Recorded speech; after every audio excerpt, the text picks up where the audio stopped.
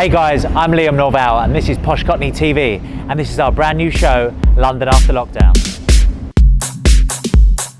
I'm going to take you on a tour around London to meet some of the biggest names in the hospitality industry, and they're going to tell us how they've adapted since lockdown's been lifted. On this episode, I speak to Dario at the W Hotel, I check in with Charlie from CEEK Marketing, then I catch up with Rupert Power at Sophie Steakhouse. We're in Chinatown and we're right next to the W Hotel, which is one of my favourite places to eat, sleep and drink. Let's go and chat to my friend Dario, who works there.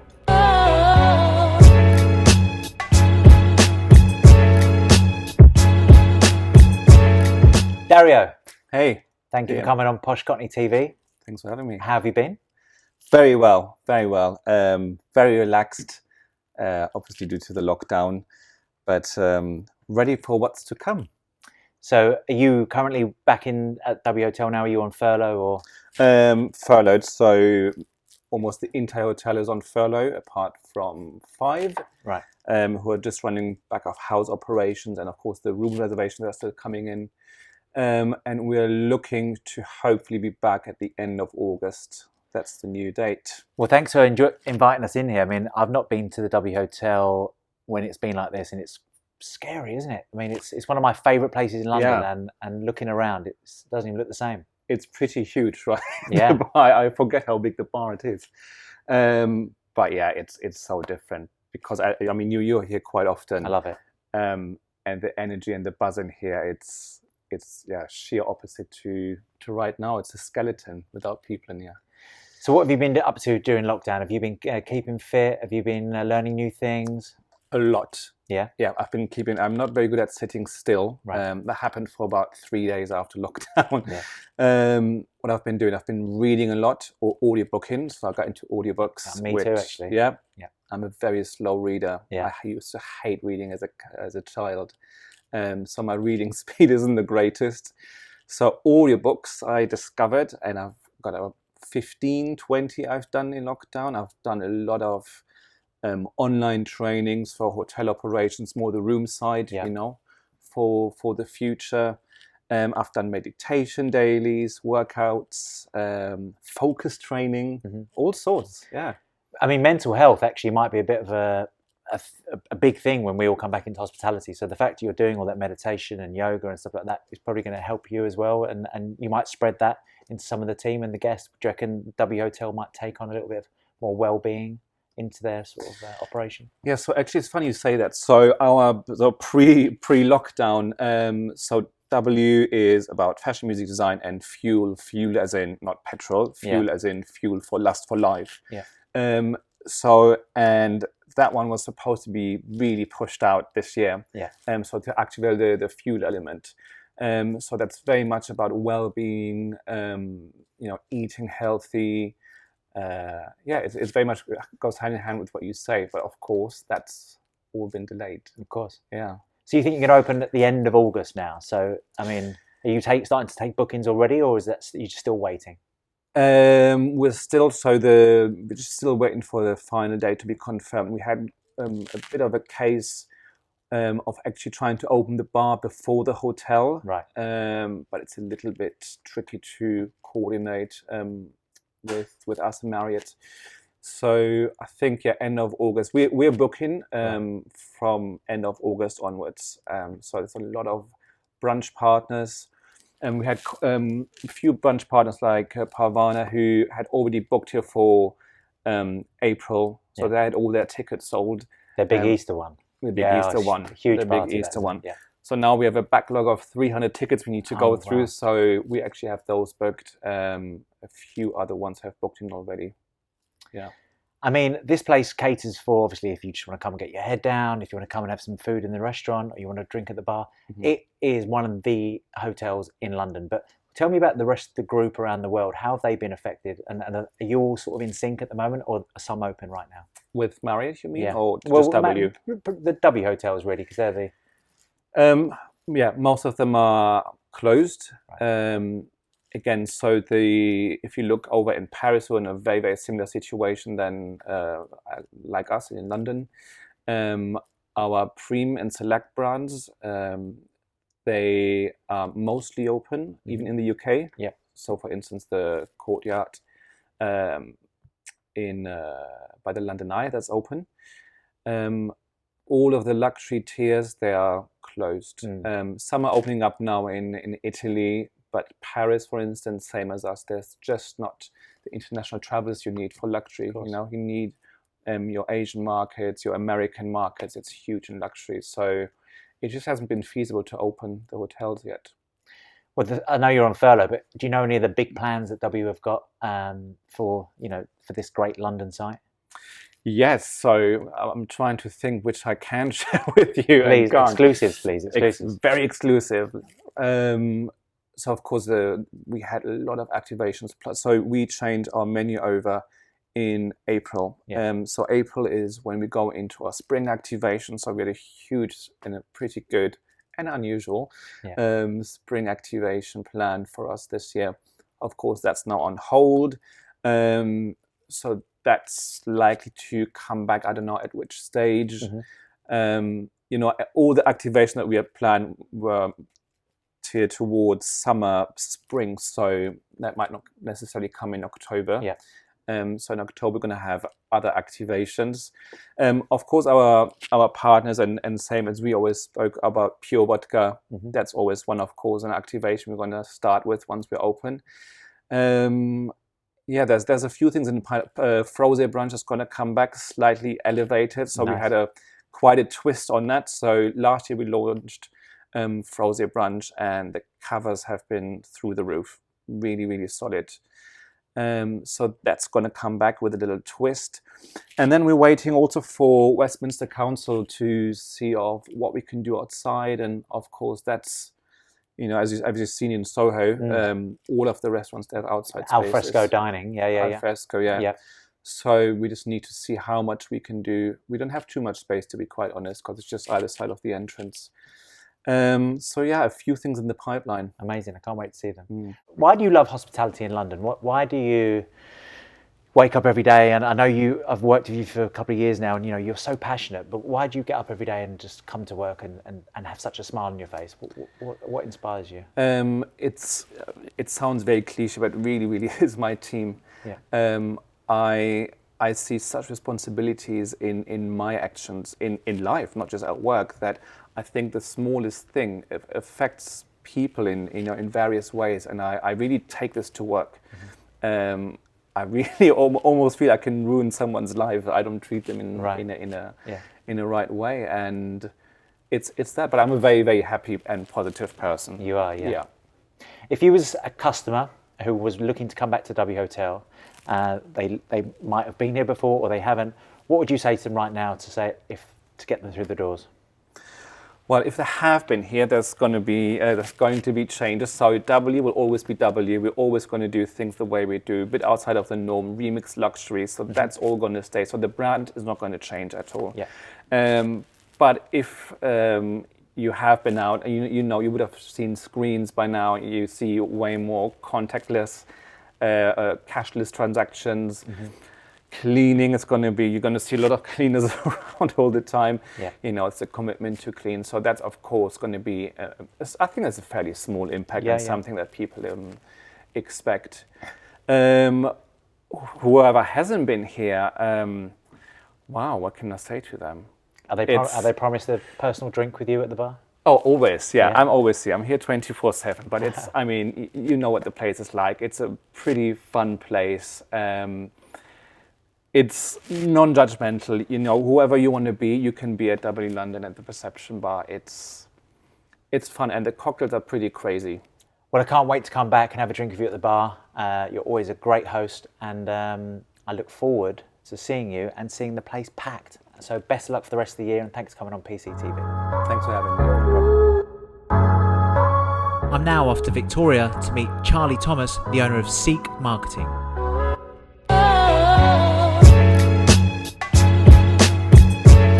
Charlie, how are you?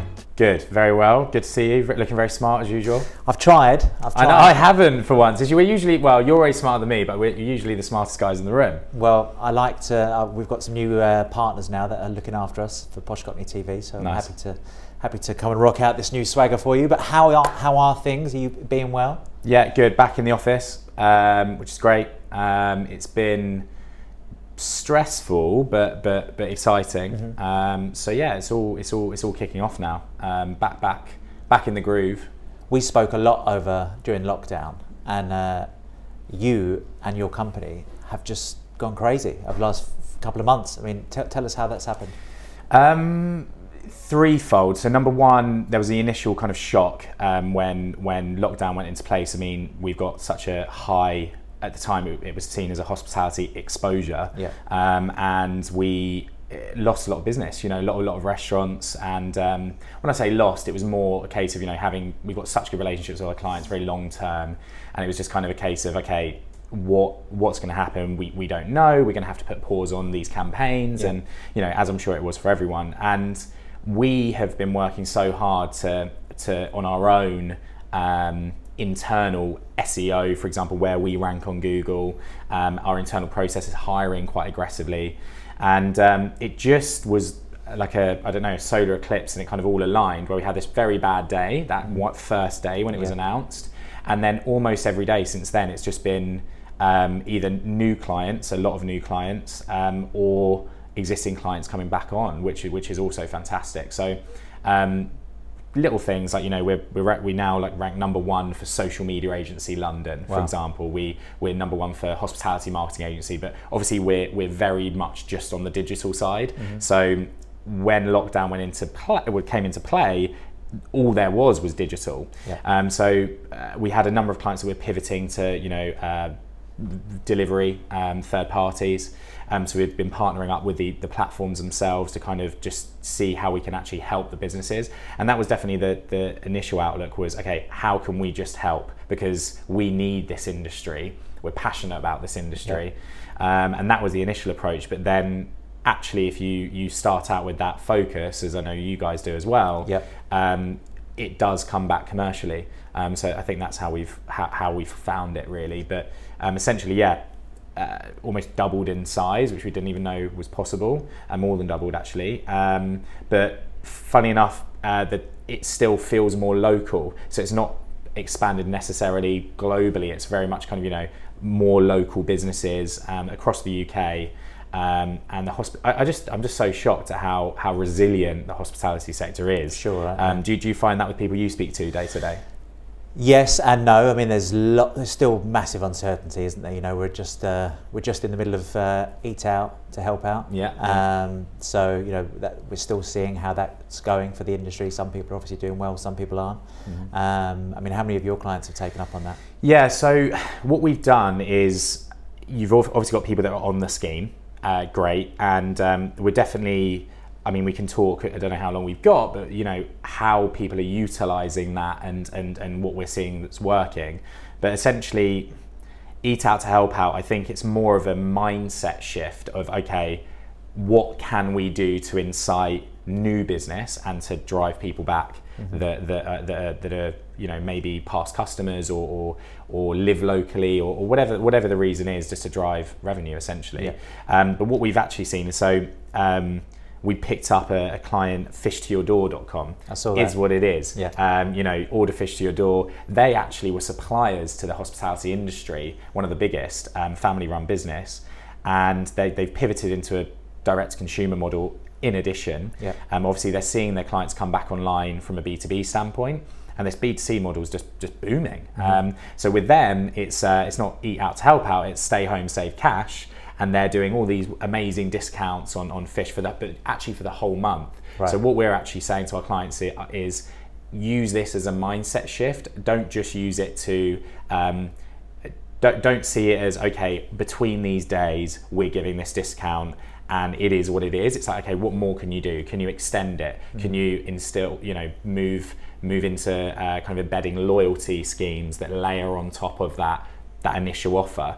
And I think everything Rishi's done to date has been definitely positive steps. And I think, yes, the lack of information is stressful and the unknown is stressful, but everyone's in the same boat, and it's how do you react, and I do think there are some, luckily our clients are very bullish and want to still exist.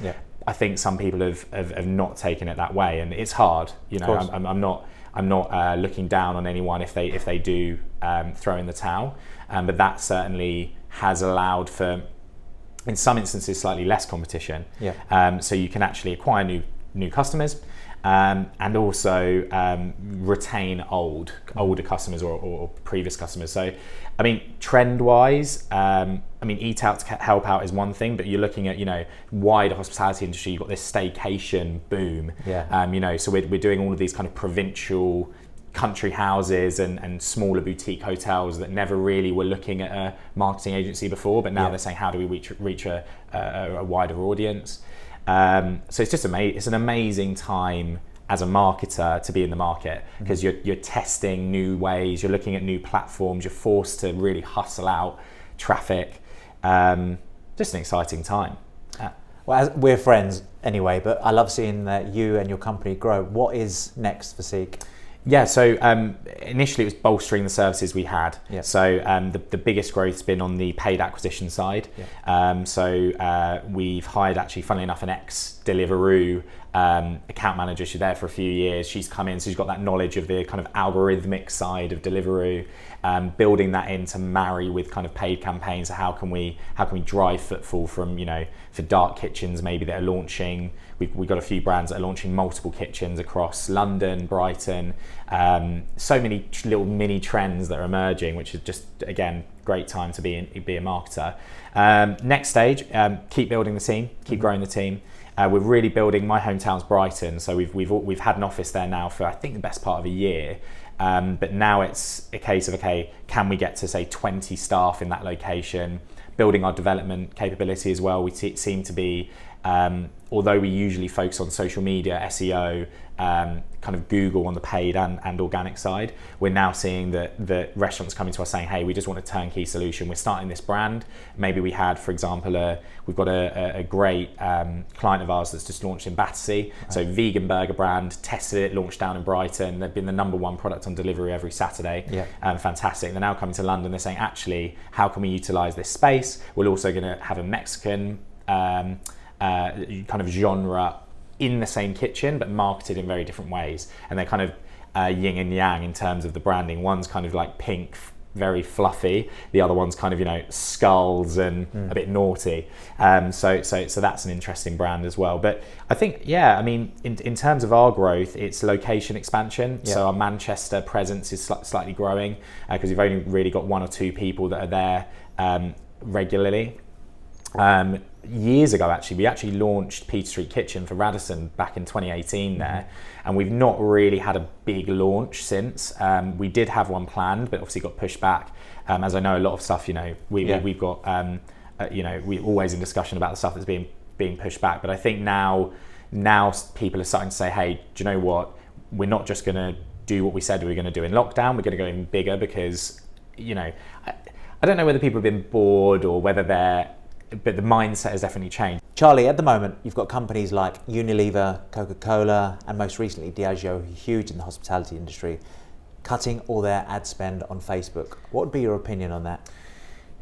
That is the golden question. So is there a silver bullet in ad spend for hospitality businesses or any business in that for that matter? Now, it's obviously a multifaceted question. So, okay, what industry is it? Where are they based? So there's geographical, there's what product or service or you know, what are they pushing, or cuisine type. So there's so many factors, but overall, when these big brands are pulling their spend, which did happen from the major platforms, actually what I think the hospitality industry lacks specifically is actually wider platform knowledge. So it's not just should we pull our spend, it's where should we put that spend. So Facebook, obviously, the cost of acquisition through lockdown and even now, it's so cheap, it's so undervalued. Yeah. And you know, you can drive bookings at a fraction of the cost than you could this time last year. So should you pull your spend? Throughout our client base, there's very few industries where we're saying we need to ease back. Yeah. However, if we do ease back on a platform, so you've got the Facebook and Instagram database, you know, there's other databases. You know, you can be targeting people on Pinterest, you can be targeting people on LinkedIn. Google has so many different, you know, there's going to be a new feature where they're called web stories. Right. No one will have even seen them yet, but it's essentially an Instagram story on Google. You click it and it's a full page, video. I'm hoping to see you and I on a web story on the Posh Cockney site soon. But cost of acquisition is lower than ever. So if the budget is available, acquire those customers now. Don't pay for it when it's Christmas and everyone's stepping back on the gas. I just feel now's the time to test. And even if something's working for you, you should always be trying other platforms, because these companies are competing for the world's ad spend. Of course. And where people place that budget is crucial. So I think my main advice to a hospitality business is don't discount what would seem as a tier 2 platform. Don't think that Facebook's your only option or Google's your only option. There are other platforms and they will give you more value. You can speak to them, and say, hey, look, we're looking at moving our ad spend across, just like you would barter someone when you're buying a house or a car. It's exactly the same thing. So really, it's all about how much value can you get. And if you're working with an agency, the key thing is to make sure you've got that attribution, that tracking. So if you're going to spend £1, how many did you get back? Of course. And it's not always that direct. There's brand growth, community growth, indirect benefits of spending that money. But essentially, if you're looking at a restaurant, really it's just covers, spend per head. So what's the quality of the customer that comes through Instagram via that ad campaign? Do they spend more than someone that comes through Open Table? Maybe not. But if you've got that data and you can sit down and have frank conversations, and I think that's one of the things that I respect about your company is you've got relationships with people where you can actually be in it together. So you're saying, look, we're the experts. We know how to spend your money in the best way, but let's feel uncomfortable about this together, test it together, because if you're successful, you're going to be able to pay us more in fees, and then everyone wins. And I just all the time, I just see people wasting money because they don't know what they're trying to achieve, and they're also, quite honestly, sometimes just looking at what everyone else is doing. But actually, maybe you should look at what everyone else is doing and do something completely different, because that's where the lower cost of acquisition is. Charlie, my final question, let's talk about TikTok. How important is TikTok to a business right now? Good question. So in the media all the time, with what's going on with the US, with India, etc. It's a fantastic platform. There's no, similar to Pinterest, TikTok, no correlation between the amount of followers you have and the amount of exposure you can get. So very important would be my answer. Now, don't get me wrong, there's fundamentals that businesses need to look at before they start looking at a new channel. So I'd start with getting your opening hours right on Google My Business before you start a TikTok campaign. The basics, and I see that quite often. People call us up saying, hey, we want to smash TikTok. It's like, well, actually your website link is broken. Maybe start with that. But TikTok specifically, we've been bullish on TikTok since day one. You will see other platforms. Instagram have announced their version of TikTok on the platform, and they're taking advantage of the political uncertainty. But again, is it a lower cost of acquisition? Yes. Are TikTok trying to take that share of wallet from advertisers? Yes. So you are going to get opportunities on the platform. I'd say the low barrier of entry to work with TikTok and start to learn it for a brand is work with content creators that are already on the platform. So typical model of influencer marketing that you see with Facebook and Instagram. I've had many conversations, especially in the hospitality business, where people are questioning the value of hospitality, of influencer marketing. We've moved the needle drastically for many brands over the last month, leveraging that influencer power. And again, work with the content creators, because they know the platform. That is what they do day in, day out. Rather than you having to dream up the campaign, shoot it, and then deliver it in the right way, put it on them. And yes, over time, your in-house team or your agency will learn how you can leverage your brand with TikTok as a platform. But if you start with the creators, they know what works, they know their audience, and if they resonate with your brand and genuinely would be the type of consumer that would be interacting with you day to day, that's the best place to start. But it's an important platform. I think what people need to understand is TikTok has a after lockdown, it's not just a Gen Z audience, even though that's going to be where all the spending power is anyway. Yeah. So just putting that fact into play, it needs to have serious focus. And we're going to be looking over, it's going to be over 1 billion users, daily active users, even when this all kind of the dust settles this year. Yeah. So it's prominent, especially for global brands, even more prominent. But here in the UK, I'd argue that it's a no-brainer to start creating content that could at least be repositioned for that platform. Because you've got Instagram stories, web stories from Google, which is something new. You've got stories on Facebook. It's vertical video. That is essentially what it is, but in a bite-sized format. But my point, that Gen Z audience has expanded. My dad watches TikTok because it was crazy. There's an older. Not just older, but a broader demographic that are now engaged with that platform, because it's just pick up and go, isn't it? It's easy use, and if you look at the stats, people are spending more time on TikTok per day than any other app. So if someone downloads TikTok, I don't know why, and that's a whole nother conversation if it's good for society or not. But it's more addictive. People visit the app more times a day on average. So key platform, there's a lot of uncertainty around it. I can understand as well why a brand would be hesitant, because you feel there's this feeling of lack of control when you do something on TikTok, and you need to be prepared that video can get millions of views. But again, I just think with platforms, we have an omni-channel approach. I say this over and over again. We've got our kind of omni-channel approach as an agency, and you've got to be in it to win it. You cannot go viral on TikTok unless you do a video on TikTok. Of course.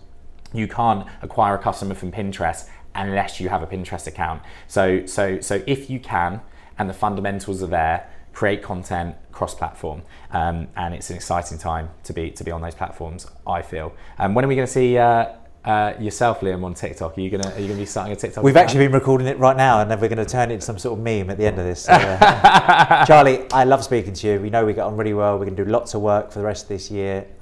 Funny that you're all about omni-channel. We're all about omnipresence at Posh Cockney. So love it. Let's do lots more together. Thank Pleasure. you very much for your time. Cheers.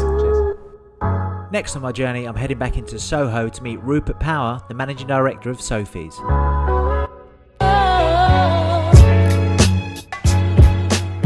Rupert, thank you very much for coming on Posh Cockney TV. How are you? I'm very well, thanks, Liam. So you've invited us to Sophies in Piccadilly. So you're not open right now? We're not. No, we're aiming for mid-August, and I think that the truth is we'll probably do a bit of a staged opening. And what I mean by that is we have a little kiosk next door, and we've got the terrace out there, and the bar here. And I think we're just do it in stages. We're tread carefully. Yeah, and you've got your venue over in Chelsea as well. Has that been going well? That has been going well, thank you. Yeah, I mean, we opened that on the 4th. I mean, that's a local business. We've been open there 18 years. So it was important for us to get back to our roots, I suppose. And we're not open at lunch times, and I think we've toyed with the idea of not opening for lunch for probably 17 of those 18 years, really? And we've finally got around to not doing that. But the flip side of that is that the evenings are busier. So, that's a positive. We spoke to a gentleman over at the Bluebird Cafe the other day, and he said that they were really, really busy. So do you think there's like a trend over that side that it's a little bit more out of London? People are much more maybe just going out and enjoying dining? Yeah, I mean, look, Chelsea in the summer, I always say you can park a car in Chelsea in the summer, which is a sign that people are probably abroad. And clearly that has not happened this year. Funny enough, last week, when the borders were opening up, we saw a little bit of a downturn. But yeah, I think that people are behaving locally, and I think that we've all been cooped up for long enough, and they're supporting their local places. What do you think will be the future for Sophie Steakhouse and other, steak restaurants? You see Hawksmoor aren't opening for a while, and I've seen Gaucho doing a few bits, but are you talking to them at the moment? Are you like a community? Yeah, I mean, I speak to I speak to the Gaucho guys quite a fair bit, and we all sort of know what each other's up to. I mean, Will at Hawksmoor's, he's in the public eye quite a bit. Yeah.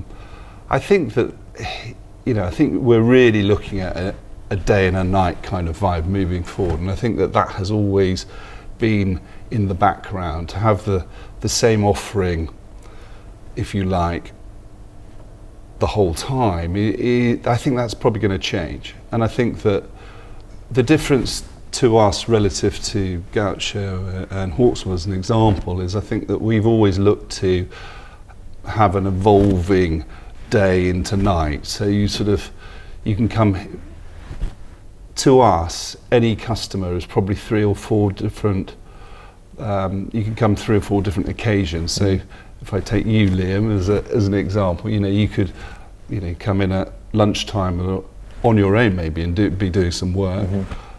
You might be taking your family to the theatre. Yeah. Or you might be in for a cocktail later on with some work colleagues. Who knows?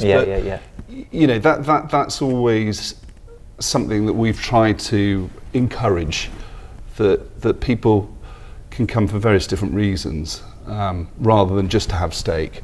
I mean, obviously, I think that's probably the hidden secret, that our meat is right up there, really. But we beat a soft drum on it. Before we talk about your food, it was a good link for you talking about theatres. You're in the bang in the middle of theatre land, and with no real sign of when they're opening. How much is that going to affect your trade? Well, it affects the 5 to 7 sitting dramatically. I think it just, more importantly, it's the lack of footfall. I think people, as you said, we're just off Piccadilly Circus in Soho, and I think that people do behave like ants. And I think we've got all the main theatres on Shaftesbury Avenue just as I look over your shoulder, and it, I'm a great believer in the sort of honeypot syndrome of we need various. In the West End, you need businesses, you need theatres, you need tourists, you need shoppers. For a community, that is the community, as well as local people. So it's worrying at this point. But slowly. I mean, I was talking to someone earlier, and I said, "Oh, look out! You can't see what I'm looking at. I'm looking at traffic on Shaftesbury Avenue. This is exciting." So things are beginning to normalise.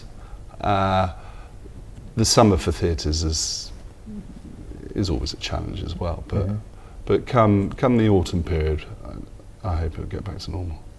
So going back to the food then, I've had several amazing meals with you here. Is there anything new coming on the menu for you guys? So one of the things I think we're looking at creating an amazing steak sandwich, and as I alluded to earlier, we have this kiosk next door. We've played around with it before, and we've sort of stop-started. But now I think the opportunity is to say, right, we're in the steak market, and I think to do a sort of a prime rib sandwich of sorts, which you could have throughout the day and early evening, I think is probably a real opportunity there. My mouth's watering right now. Yeah. Absolutely. I mean, as you know, we've got the fire pit, and the axe handle ribeye steak is a favourite of yours, I believe. Yes. But yeah, so we've still got the fire pit, and I think that will become more an evening event, if you like, and that sort of, we were doing whole lambs on there, and that leads into the theatre market as well. Where we do a sort of 2 courses for 15 quid for our sins. So you also have Jack Solomon's below us. Yes. Now that falls into the events and nightlife sector. Yeah. How worried are you about that part of the business?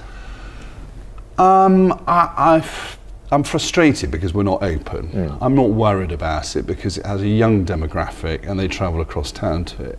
So I think that it's a case of when we can realistically get back to normal. So I think that will probably happen in September. I really look forward to that because, as you know, it's quite a sort of fun party place. Yeah.